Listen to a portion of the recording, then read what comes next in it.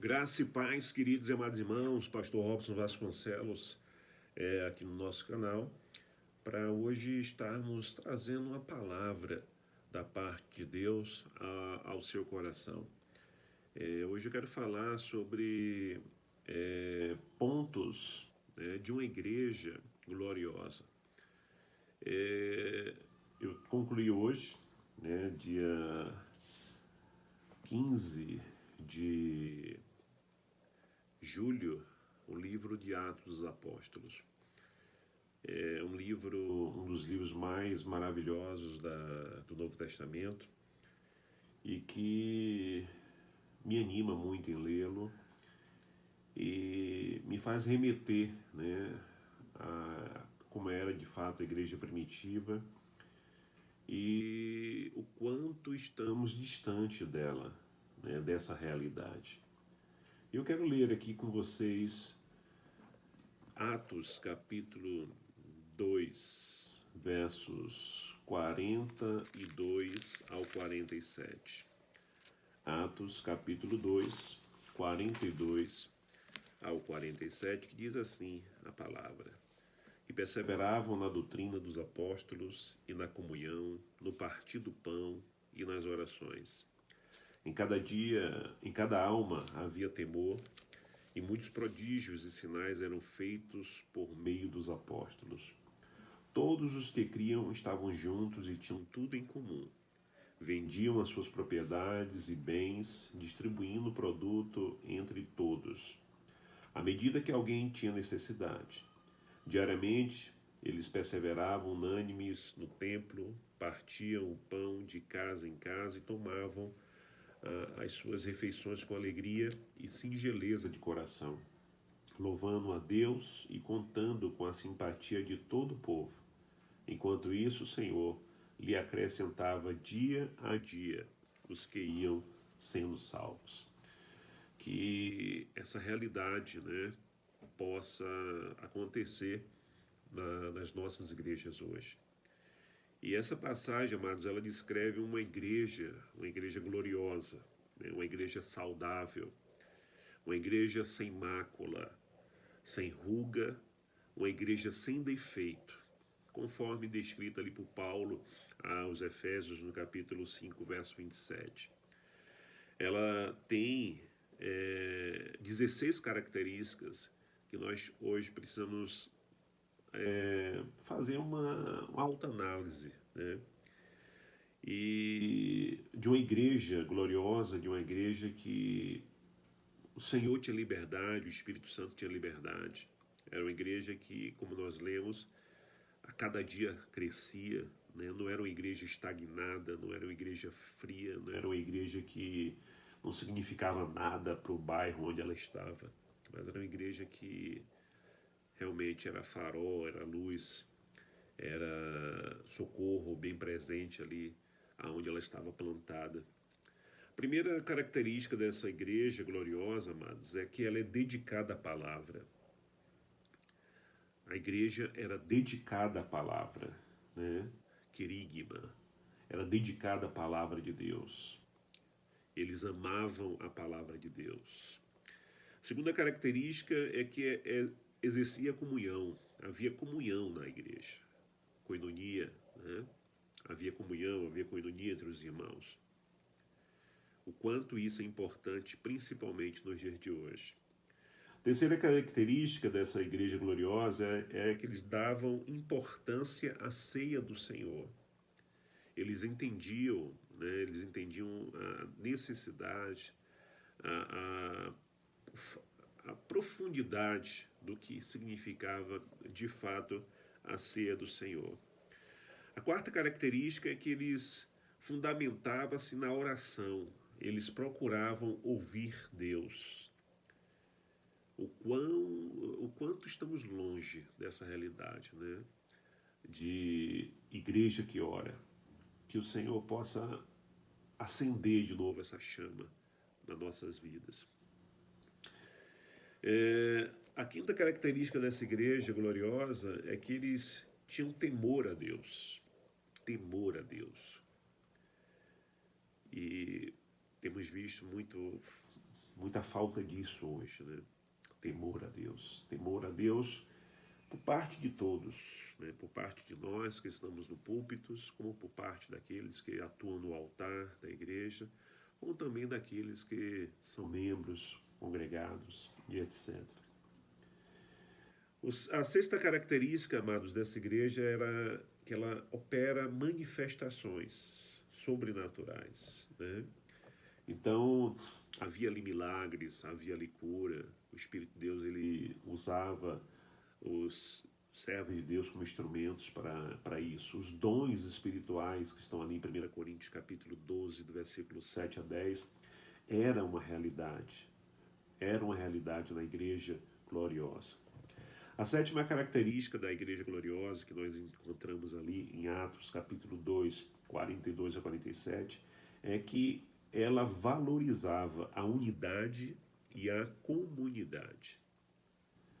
Havia essa valorização, né, da unidade da igreja, do corpo de Cristo. Eles eram uns, pensavam unicamente, né, pensavam iguais. Havia esse valor com a comunidade local, né? Havia preocupação com a comunidade local onde eles estavam plantados. A oitava característica dessa igreja gloriosa é que cuida plenamente dos necessitados. Havia trabalho social, as viúvas eram cuidadas, os órfãos eram cuidados, né? Os idosos eram cuidados. Havia um trabalho social, ou seja, eles não cuidavam apenas do querigma, do pão, né, da palavra, mas eles também cuidavam do pão espiritual, né? Eles cuidavam não somente do pão espiritual, mas cuidavam também do pão material. Havia cuidado entre os necessitados. A nona característica era que eles faziam grandes celebrações. Eu costumo dizer que africanos, judeus e nordestinos é um povo festeiro, é um povo que gosta de festa. Quando nós estamos no mundo, nós participávamos em tantas coisas, né? E quando a gente vem para a igreja, a gente sente a igreja assim diferente, né? E a igreja, ela precisa ter grandes celebrações. Festa da colheita, né? O batismo deve ser uma celebração enorme, né? A multiplicação de células ou PGMs deve ser uma grande celebração a ser feita. Então nós precisamos voltar a isso. A décima característica, queridos, é que tem grupos pequenos. Eles tinham grupos pequenos, né? Dizia que eles se reuniam em casa, dependente como você chame, célula, PGM, como nós batistas chamamos, né? NEBs, ou seja o que for, né? Grupo familiar, igreja caseira, eles tinham isso, e isso é muito importante. Infelizmente, muitas igrejas hoje estão estagnadas, ou não vivem um verdadeiro evangelho, ou não vivem uma verdadeira igreja gloriosa, por falta dos pequenos grupos. Eles tinham também, queridos, a 11ª característica, a igreja, eles comiam juntos, né? Isso significa comunhão, né? Não é só ceia, não, né? Como é legal a igreja se reunir, sair para acampar, sair para uma beira de rio, cada um levar sua panela de comida e ali compartilhar um com o outro. Isso é muito bom, amados. Isso gera na igreja uma unidade, uma comunhão, amizade, cumplicidade, né? Vida na vida, relacionamento discipulador. Tudo isso é gerado por essa situação. A 12ª característica é que tem alegria. Era uma igreja alegre. O culto era alegre. Os irmãos eram alegres. Havia alegria. Alegria é vida, amados. Precisamos ter cultos alegres e não cultos como velórios. E eu tenho visto por aí, no interior, por alguns interiores que eu passei, velórios muito mais alegres do que determinados cultos. Precisamos repensar isso. A 13ª característica, ela diz que possui um coração simples e uma vida simples. Era um povo simples. Hoje nós estamos colocando tantas coisas, né? Tanto modismo, tanta coisa. E a igreja ela tem perdido a sua simplicidade. E a palavra de Deus diz: sede simples como a pomba, mas prudentes como a serpente. A 14ª característica de uma igreja gloriosa, amados, é que foca o louvor a Deus. Eu sou de uma geração onde principalmente, né, o grupo Logos louvava muito a Deus. E quem conheceu o grupo Logos sabe que eles louvavam a palavra.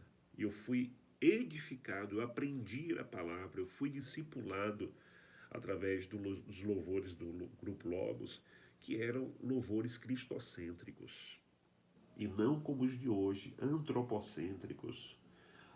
Louvores que propagam a teologia da prosperidade, a teologia humanista, né? Então precisamos focar no louvor a Deus, o louvor que exalte a Deus.